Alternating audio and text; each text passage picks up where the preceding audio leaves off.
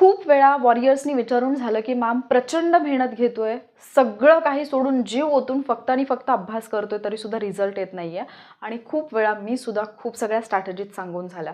पण आजच्या व्हिडिओमध्ये मी तुमच्यासोबत ज्या टिप्स शेअर करणार आहे ना, त्या टिप्स जर तुम्ही फॉलो केल्या तर मी गॅरंटी देऊ शकते, आजची डेट लिहून ठेवा, हा व्हिडिओ जो आहे याची लिंक सेव्ह करून ठेवा, तुम्हाला एक दिवस परत या व्हिडिओकडे यावंसं वाटेल. कारण खरंच मी गॅरंटी देते की या 2 टिप्स जर तुम्ही फॉलो केल्या, एक्झाम तर तुम्ही क्वालिफाय करालच, पण तुम्ही आयुष्यामध्ये त्या सगळ्या गोष्टी मिळवाल ज्या मिळवणं तुमचं स्वप्न आहे, किंवा ज्या पद्धतीचं आयुष्य जगणं हे तुमचं स्वप्न आहे.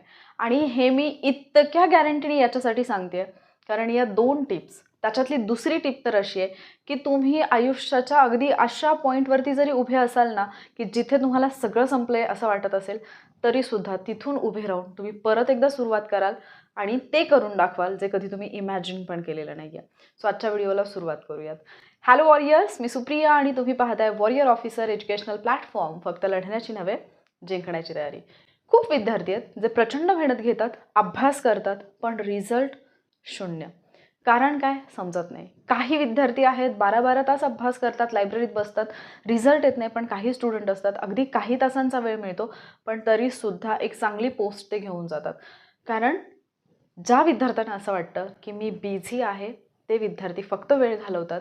पण जे विद्यार्थी ॲक्च्युली प्रोडक्टिव्ह काम करत असतात, ते विद्यार्थी मात्र त्यांचं भविष्य घडवत असतात. म्हणजेच तुम्हाला बिझी राहायचं नाही आहे, तुम्हाला प्रोडक्टिव्ह व्हायचं आहे. आता याच्यातला डिफरन्सच बऱ्याचदा आपल्याला माहिती नसतो, याच्यावरती खूप वेळ आपण बोलतो. पण उदाहरणार्थ तुम्ही सकाळी उठल्यापासून रात्री झोपेपर्यंत खूप अभ्यास केलाय, पुस्तक घेऊन बसलाय, पण जरी तुम्ही तुमच्या दिवसाचे तास काउंट करताना, अभ्यासाचे तास काउंट करताना जरी तुम्ही 14 तास, 12 तास, 10 तास काउंट करत असाल, तरी एक्झॅक्टली तेवढा वेळ तुम्ही अभ्यास केलेला नसतो. तुम्ही फक्त त्या वेळेमध्ये बिझी राहिलेले असतात. प्रोडक्टिव्ह काम करायचं म्हणजे काय करायचं की तुम्ही कुठलंही काम करायला घेतल्यानंतर तुम्हाला त्या कामाचे आउटकम्स काय आहेत हे माहिती असायला पाहिजे. कारण बऱ्याचदा आपल्याकडे एक लिस्ट असते, that is to do list. मला हे करायचं आहे, पण ॲक्च्युली एवढं सगळं केल्यानंतर मला त्याच्यातून आउटकम काय मिळणार आहे हे आपल्याला माहितीच नसतं. आणि आउटकम 0 असल्यामुळे आपला रिझल्ट येत नाही. सो इथून पुढे जेव्हा पण तुम्ही अभ्यासाला बसाल, ॲक्च्युली अभ्यासाला बसण्यापूर्वी नाही, जेव्हा पण तुम्ही तुमच्या दिवसाची सुरुवात करताय, सो मॉर्निंगला तुम्हाला आजपासून एक चॅलेंज फॉलो करा 7 डेजसाठी. मॉर्निंगला जेव्हा पण तुम्ही उठाल आणि तुमच्या कामांना सुरुवात कराल, तुम्हाला ॲटलिस्ट 3 आउटकम्स लिहायचे आहेत. म्हणजे आज तुम्ही जे काही काम करणार आहे त्याचा आउटकम काय असेल असे 3 आउटकम्स लिहायचे आहेत. आणि संध्याकाळी तुमचा दिवस संपल्यानंतर एकदा चेक करा की आज सकाळी मी जे काही ठरवलेलं होतं ते माझं झालं का. म्हणजेच काय, तर बरेचसे विद्यार्थी जे एक टू डू लिस्ट बनवतात, ज्यांनी ठरवलेलं असते की मला हे टॉपिक वाचायचे आहेत, मला हे टॉपिक रिवाईज करायचे आहेत, मला ही टेस्ट सोडवायची आहे, मला याचं ॲनालिसिस करायचं आहे, मला ठराविक एक लेक्चर पाहायचं आहे, आणि तुम्ही फक्त ते काम कंप्लीट करत जाता. तुम्ही दिवस अख्खा बिझी राहता, पण दिवसाच्या शेवटी तुमची प्रोडक्टिव्हिटी 0 असते. कारण तुम्हाला माहितीच नसतं की याचा आउटकम काय आहे. आणि म्हणून आउटकमवरती बेस्ड असं काम करा. सकाळी उठल्यानंतर स्टडी टार्गेट ठरवताना मला एक्झॅक्टली काय वाचायचं आहे हे ठरवण्यापेक्षा मी हे वाचल्यानंतर त्याचा आउटकम काय असेल, म्हणजे मी जर एखादा टॉपिक वाचणार आहे, मी एखादा सब्जेक्ट अभ्यासणार आहे, मी एखादा क्वेश्चन पेपर सोडवणार आहे, मी काही MCQ सोडवणार आहे, मी एखादा लेक्चर पाहणार आहे, त्याचा आउटकम काय असेल हे आधी डिसाईड करा. आणि ज्यावेळेला तुम्ही असे 3 आउटकम्स डिसाईड कराल आणि दिवसाच्या शेवटी ते 3 आउटकम्स चेक कराल, तेव्हा तुम्ही ॲक्च्युली प्रोडक्टिव्ह व्हाल. आणि जेव्हा ही सवय तुम्हाला लागेल, जर तुम्ही 7 दिवसांमध्ये ही गोष्ट फॉलो केली, तुम्हाला ऑटोमॅटिकली 8व्या दिवशी तीच मेथड फॉलो करावीशी वाटेल. आणि जेव्हा तुम्ही आउटकमवरती काम कराल ना, डेफिनेटली तुमच्या लक्षात येईल की येस, मी माझ्या रिझल्टच्या दिशेने चाललो आहे. कारण बरेच विद्यार्थी जे अभ्यास करतात ते फक्त अभ्यास करत असतात, एक्झामची डिमांड ते कधीच समजून घेत नाहीत. आता रिसेंटली UPSCचा रिझल्ट आला, PSIची GML लागली, खूप सगळे रिझल्ट येत राहतात, खूप सगळ्या विद्यार्थ्यांचे इंटरव्ह्यू आपण पाहतो. पण एक गोष्ट जी मी काल माझ्या क्लासमध्ये, म्हणजे मागच्या एका क्लासमध्ये माझ्या स्टुडंटसोबत पण बोलले, ती गोष्ट की एखादा विद्यार्थी जर 4 ते 5 वेळा त्याने एक्झाम दिलेली असेल, म्हणजे पूर्ण जर त्या एक्झामची प्रोसिजर पाहिली, जो जाणारा वेळ आहे तो जर पाहिला, तर जवळपास 6-7 वर्षांचा कालावधी त्या विद्यार्थ्याने दिलेला असतो, कधी कधी 10 वर्षांचा कालावधी असतो. तो विद्यार्थी जेव्हा एक सक्सेसफुल स्टुडंट म्हणून, ॲस्पिरंट म्हणून, किंवा त्याचं सिलेक्शन झाल्यानंतर तुमच्या समोर येतो आणि एखादा इंटरव्ह्यू तुम्ही पाहता त्याचा, तो अर्ध्या तासाचा 1 तासाचा इंटरव्ह्यू जो असतो ना, त्या अर्ध्या 1 तासाच्या इंटरव्ह्यूमध्ये तुम्ही त्याची 6-7 वर्षाची जी काही स्ट्रगलिंग फेज आहे ती नाही समजून घेऊ शकत. तुम्हाला त्याचं यश दिसतं, डेफिनेटली तुम्हाला त्याचं जो काही त्याच्यावरती उधळलेला गुलाल आहे तो दिसतो, सेलिब्रेशन दिसतं, आता आयुष्यामध्ये होणारे बदल दिसतात. पण ॲक्च्युली त्या स्ट्रगलिंग फेजमध्ये असताना तरी काय काय फेस केलेलं आहे हे आपल्याला नाही दिसत. जरी त्यांनी सांगितलं तरी आपण ती सिच्युएशन इमॅजिन नाही करू शकत, कारण जेव्हा आपल्यावरती अशी वेळ येते ना, तेव्हा आपण अगदी खचून गेलेले असतो. तेव्हा आपल्याला असं वाटतं की माझ्या दुःखापेक्षा दुःख कोणाचंच मोठं नाही आहे. त्यामुळे इन्स्पिरेशन डेफिनेटली घ्या, मोटिवेशन डेफिनेटली घ्या, पण रियालिटी काय आहे त्या आधारावरती तुमचा स्वतःचा एक स्टडी प्लॅन ठेवा आणि तो फॉलो करा, कारण सिच्युएशन प्रत्येकाची कधीच सारखी नसते. आणि मग इथून पुढे बिझी राहण्याऐवजी आउटकमवरती काम करा. याच्यासाठी तुम्हाला काय करायचं आहे, तुम्ही ठरवाल की तुम्हाला दिवसभरामध्ये काय करायचं आहे, पण ते ॲक्च्युली फक्त तुमची टू डू लिस्ट नसेल, तर ती तुमची आउटकम लिस्ट असेल, की मी जर समजा 4 टॉपिक ठरवलेत, 2 टॉपिक ठरवलेत, त्या 2 टॉपिक नंतर माझा आउटकम काय असायला पाहिजे, हे 2 टॉपिक वाचल्यानंतर मला ॲक्च्युली याच्यातून फरक काय पडणार आहे हे तुम्ही पाहाल. त्याच्यानंतर येते दुसरी गोष्ट, याच्यामध्येच मला पुढचा पॉईंट तुम्हाला सांगायचा आहे, तो म्हणजे एक प्रॅक्टिकल शिफ्ट येईल. हे जर तुम्ही फॉलो करायला लागलात तर, जर तुम्हाला प्रोडक्टिव्ह व्हायचं असेल तर स्टडी करण्यापूर्वी, म्हणजे तुम्ही ज्यावेळेला स्टडीला सुरुवात करताय त्यापूर्वी तुमच्याकडे काही गोष्टी असायला पाहिजेत. जसं मी आत्ताच तुम्हाला सांगितलं की स्टडी टार्गेट्स तर तुमच्याकडे ऑलरेडी असायला पाहिजेत. म्हणजे सकाळी उठल्यानंतर तुम्हाला हे कन्फ्युजन असायला नाही पाहिजे की मी नेमकं काय वाचू, मी कशाचा अभ्यास करू. आणि त्याच्यासाठी तुम्हाला सगळ्यात जास्त हेल्पफुल ठरेल आपला 110 डेज चॅलेंजचा प्लॅन, जो यूट्यूबवरती कम्युनिटी पोस्टला मी शेअर करत आहे. डेली बेसिसवरती तुम्हाला स्टडी टार्गेट मिळत आहेत, म्हणजे तुम्ही उठल्यानंतर तुम्ही स्टडी टार्गेट चेक करू शकता, मी आज काय कंप्लीट करायचं आहे, आणि त्याच्यानुसार तुम्ही अभ्यास करू शकता. जर तुम्ही तो प्लॅन प्रॉपरली फॉलो केला, तुमचा अभ्यास तर कंप्लीट होईल, तुमची रिव्हिजन तर कंप्लीट होईल, पण जे मी म्हणते की आउटकम बेसिसवरती तो प्लॅन बनवतानाच असा बनवलेला आहे की आत्तापर्यंतचे जे काही MPSCचे पेपर्स आहेत, एक्झाम झालेले आहेत, त्याच्यानुसार जे टॉपिक इम्पॉर्टंट आहेत त्या टॉपिकला तसा इम्पॉर्टन्स देण्यात आलेला आहे आणि तो प्लॅन कम्प्लिटली त्याच पद्धतीने डिझाईन केला आहे. सो तुम्ही कंबाईंड ग्रुप बी पूर्व परीक्षा 2026ची तयारी करत असाल, कन्फ्युज्ड असाल, तुम्हाला कळत नसेल की नेमका कसा अभ्यास करायचा, काय करायचं, तर तुम्ही तो स्टडी प्लॅन फॉलो करू शकता. आता दुसरा आणि सगळ्यात महत्त्वाचा मुद्दा येतो, दॅट इज तुम्हाला तुमचे स्टडी ब्लॉक्स जे आहेत ते जेव्हा तुम्ही ठरवत आहात त्यावेळेला एनर्जी मॅनेजमेंट करा. म्हणजे जर तुम्ही 1 तासासाठी अभ्यासाला बसणार असाल तर तो 1 तास असा असावा की ज्या वेळेला तुम्ही फुल एनर्जेटिक आहात, म्हणजे तुम्हाला अजिबात थकवा आलेला नाही आहे किंवा तुम्हाला असं फील नाही होते की यार आता नाही वाचावं असं वाटत आहे किंवा दुसरं काहीतरी करावं असं वाटतंय. तुम्ही ज्या वेळेला पण तुमची एनर्जी हाय पीकला असते, तो वेळ फक्त आणि फक्त अभ्यासासाठी द्या. तुमच्यासाठी तो पिरियड मॉर्निंगचा असू शकतो, आफ्टरनून असू शकतो, इव्हिनिंग असू शकतो, एनी टाईम. जेव्हा पण तुम्हाला एनर्जेटिक फील होते त्यावेळेला अभ्यासाला बसा. आणि त्याच्यानंतर तिसरी गोष्ट येते ती म्हणजे हा जो आपला मुद्दा आहे तोच, की तुम्ही कुठलाही टॉपिक अभ्यासताना, स्टडी करताना, कुठलाही अभ्यास करताय, काहीही करताय, आउटकम काय हा प्रश्न पहिल्यांदा स्वतःला विचारायचा आणि आउटकमनुसार अभ्यास करा. नाही तर तुम्ही नुसते अभ्यास करत राहाल, नुसती पुस्तकं वाचत राहाल, रिझल्ट येणार नाही. याच्यानंतर येते दुसरी गोष्ट ज्याच्याबद्दल मी तुम्हाला बोलले होते सुरुवातीलाच, की ही दुसरी गोष्ट तुम्हाला लाईफमध्ये तुमचं अख्खं आयुष्य बदलायला मदत करू शकते आणि ती गोष्ट आहे अँटी व्हिजन बोर्ड. आत्तापर्यंत आपण व्हिजन बोर्डबद्दल बोललो आहे, म्हणजे आपल्याला माहिती आहे की मला माझ्या लाईफमध्ये काय हवं आहे, हे आपल्याला क्लिअरली माहिती आहे की मला एक पोस्ट मिळवायची आहे, मला माझ्या फॅमिलीला एक चांगली लाईफ द्यायची आहे, माझ्या आईवडिलांना मला खूप आनंदात ठेवायचं आहे, त्यांना आलिशान घरामध्ये ठेवायचं आहे, व्हॉट एव्हर जे काही प्रत्येकाचं स्वप्न असेल ते. किंवा काही लोक ऑलरेडी काही अशा सोशल इश्यूमधून गेलेले आहेत, काही अशा गोष्टी फेस केलेल्या आहेत की तो एक्सपिरियन्स परत लाईफमध्ये नको आहे, म्हणून त्यांना त्या पोस्टवरती जायचं आहे. काहीही असेल, आपल्याला माहिती की आपल्याला काय हवं आहे, पण आपल्याला क्लिअर असायला हवं की मला माझ्या लाईफमध्ये काय नको आहे.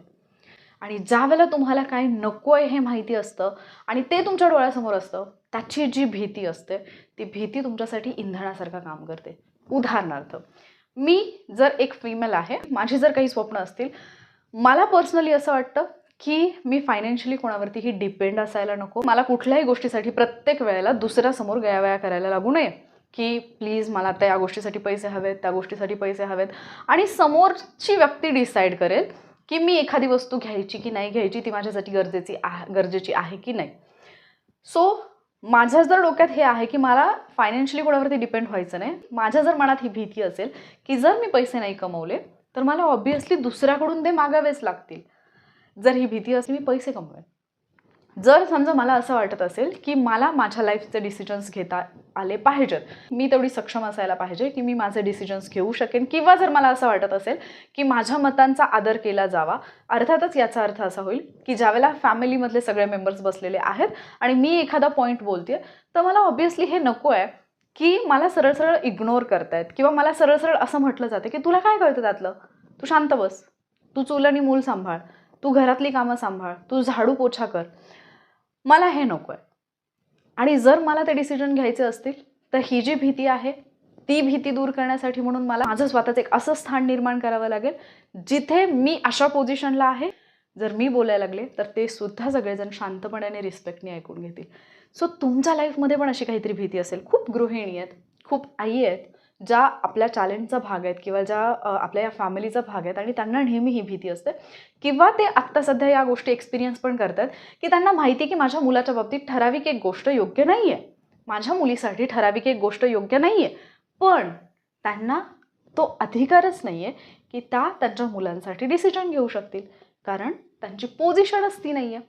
सो तुम्हाला जर ती भीती असेल तर ती भीती तुमच्या डोळ्यासमोर कायम राहू द्यात की जर आज मी अभ्यास नाही केला, जर आज मी कुठल्या तरी पोझिशनला कुठल्या तरी पोस्टला नाही पोहोचले तर डेफिनेटली आज मी जे करते किंवा आज माझी जी म्हणजे ॲक्च्युली व्हॅल्यूज नाही आहे किंवा कोणाला त्याची जाणीवही नाही आहे, ते सेम मला माझ्या मुलांच्या बाबतीतही पाहावं लागेल. आणि जर तुम्ही सध्या ह्या सिच्युएशनमध्ये असाल की तुम्ही एक आई आहात किंवा बाप आहात आणि तुम्हाला असं वाटत असेल की जे मी माझ्या लाईफमध्ये सहन करतोय ते माझ्या मुलांनी सहन करू नये, तर डेफिनेटली ही भीती तुमच्या डोळ्यासमोर ठेवा.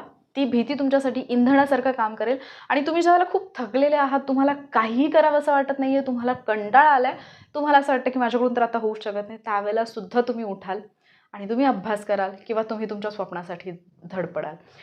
खूप लोक असे असतात जे 9 ते 5, 9 ते 6चा जॉब करतात, याच्यात वाईट काहीच नाही आहे.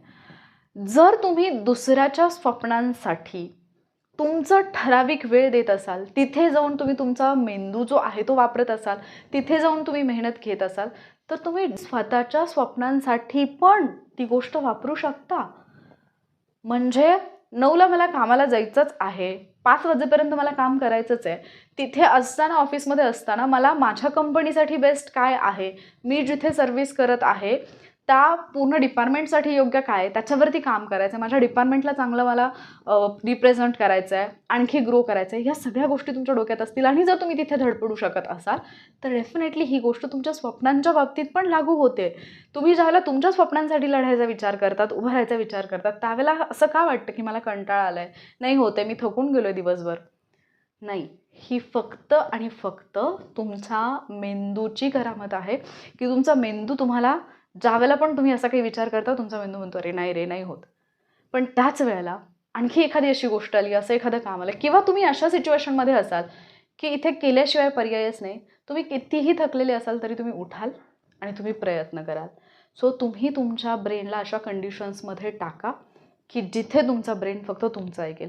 मी एक छोटासा प्रयोग केला होता मागच्याच आठवड्यामध्ये माझ्या स्टुडंटसोबत, आणि ज्या गोष्टीला पहिल्या वेळेला माझे स्टुडंट नाही असं म्हटले होते स्पष्टपणे, अर्ध्या मिनिटाच्या आत त्यांचं उत्तर बदललेलं होतं. ते प्रॅक्टिकल, ती टेस्ट आपण व्हिडिओच्या माध्यमातून पण करूया. पुढच्या व्हिडिओमध्ये आपण बोलूयात की आपल्या ब्रेनला आपल्याला जे हवं आहे ते काम कसं करून घ्यायचं, पण त्याच्यासाठी तुम्हाला ब्रेन वायरिंग अशी कमेंट करावी लागेल. जर तुम्हाला खरंच असं वाटत असेल की मला माझ्या मेंदूकडून कामं करून घ्यायचे आहेत तर मला कमेंटमध्ये सांगा, मी व्हिडिओ नक्की घेऊन येईन. आता मला सांगा, या 2 गोष्टी पाहिल्यानंतर जसं की बिझी आणि प्रोडक्टिव्ह याच्यामधला फरक, तर तुम्ही आउटकम ओरिएंटेड ज्यावेळेला काम कराल तर डेफिनेटली तुमचा रिझल्ट येईल. आता मला कमेंटमध्ये सांगा, बिझी तुम्ही आत्तापर्यंत बिझी राहत होतात की प्रोडक्टिव्ह राहत होतात, ठीक आहे? आणि इथून पुढे काय करणार ते सुद्धा ठरवा. त्याच्यानंतर दुसरी गोष्ट जी मी सांगितली तुम्हाला, अँटीव्हिजन. आपल्याला हे माहिती असतं मला लाईफमध्ये काय हवे, आपण त्याच्यामागे पळत असतो, पण बऱ्याचदा ज्यावेळेला आपण थकतो त्यावेळेला असं वाटतं यार नको, आता नाही होत. पण त्यासोबतच ज्या वेळेला तुमच्यासमोर तुमचं अँटीव्हिजन असतं ना की हे नको आहे, मला माझ्या लाईफमध्ये ही फेज नाही फेस करायची आहे, तर ती भीती तुम्हाला पुढे ढकलते. लक्षात ठेवा, भीती कधीही तुम्हाला थांबवण्यासाठी किंवा मागं खेचण्यासाठी नसते. भीती तुम्हाला पुढे ढकलण्यासाठी असते. तुम्ही लाईफमध्ये काहीतरी अचीव करावं म्हणून असतं. पण आपण त्या भीतीकडे कसं पाहतो आणि आपण कसं रिॲक्ट होतो याच्यावरती बऱ्याच गोष्टी अवलंबून असतात. आता तुम्हाला डिसाईड करायचं आहे की तुम्ही ती भीती पाहून थांबणार आहात की तीच भीती जी आहे तिला इंधन बनवून तुम्ही अधिक वेगाने पुढे चालणार आहात. ठीक आहे. तुमच्या अँटीव्हिजनमधल्या 3 गोष्टी कमेंट करून सांगा आणि आता तुमच्या अभ्यासातले 3 आउटकम्स जे आहेत ते सुद्धा तुम्ही मला कमेंट करून सांगणार आहात. कारण ज्यावेळेला तुम्ही ते कमेंटमध्ये लिहाल त्यावेळेला तुमच्यासमोर एक क्लिअर पिक्चर असेल की मला माझ्या लाईफमध्ये हे नको आहे आणि मी कुठलंही काम करताना मला हे 3 आउटकम्स जे आहेत ते पाहिजेच आहेत. सो अल्टिमेट गोल जे तुमचे असतील ते डेफिनेटली तुम्ही कमेंट करून सांगू शकता. हा व्हिडिओ हेल्पफुल वाटला असेल तर व्हिडिओला लाईक आणि शेअर करायला विसरू नका. आणि असेच व्हिडिओज आपल्या या प्लॅटफॉर्मच्या माध्यमातून मी तुमच्यासाठी घेऊन येत असते. त्यामुळे जर तुम्ही अजूनही चॅनलला सबस्क्राईब केलेलं नसेल तर वॉरियर ऑफिसर या एज्युकेशनल प्लॅटफॉर्मला सबस्क्राईब नक्की करा. लवकरच भेटूयात आपण पुढच्या व्हिडिओमध्ये. तोपर्यंत प्रोडक्टिव्ह राहा. थँक्यू.